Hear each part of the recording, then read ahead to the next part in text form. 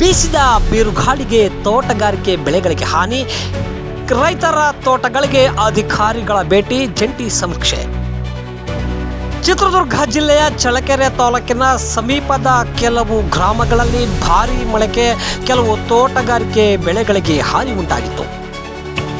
ಬಿರುಗಾಳಿಯಿಂದ ಗ್ರಾಮದಲ್ಲಿ ಕೆಲವು ಮರಗಳು ಬಿದ್ದಿದ್ದು ಮನೆಗಳಿಗೆ ಹಾನಿ ಉಂಟಾಗಿತ್ತು.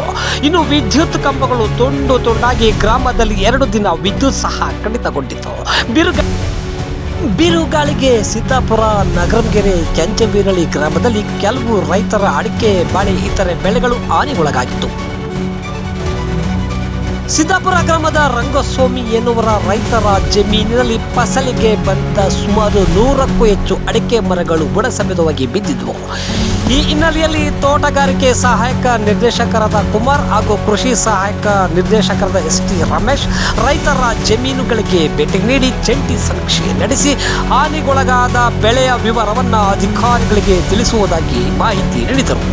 ಇನ್ನು ಈ ಸಂದರ್ಭದಲ್ಲಿ ತೋಟಗಾರಿಕೆ ಸಹಾಯಕ ನಿರ್ದೇಶಕ ಕುಮಾರ್ ಮಾತನಾಡಿ, ತಾಲೂಕಿನಲ್ಲಿ ಭಾರೀ ಬಿರುಗಾಳಿಗೆ 2 ಹೆಕ್ಟೇರ್ ಪ್ರದೇಶದಲ್ಲಿನ ಬಾಳೆ ಹಾಗೂ 5 ಹೆಕ್ಟೇರ್ ಪ್ರದೇಶದ ಅಡಿಕೆ ಸೇರಿ ಇತರೆ ತೋಟಗಾರಿಕೆ ಬೆಳೆಗಳು ಹಾನಿಗೊಳಗಾಗಿದೆ ಎಂದು ಮಾಹಿತಿಯನ್ನ ನೀಡಿದರು.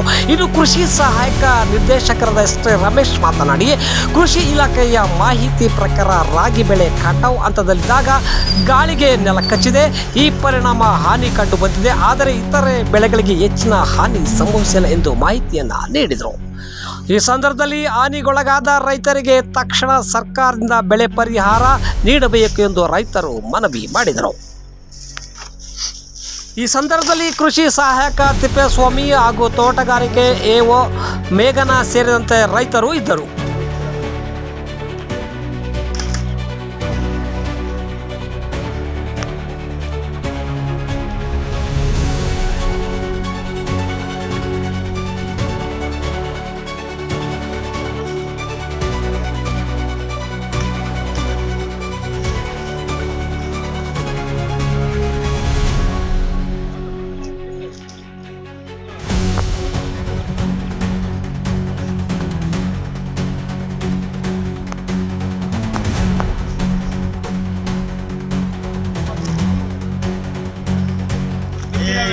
ಹೇಳ್ಬಿಡಪ್ಪ.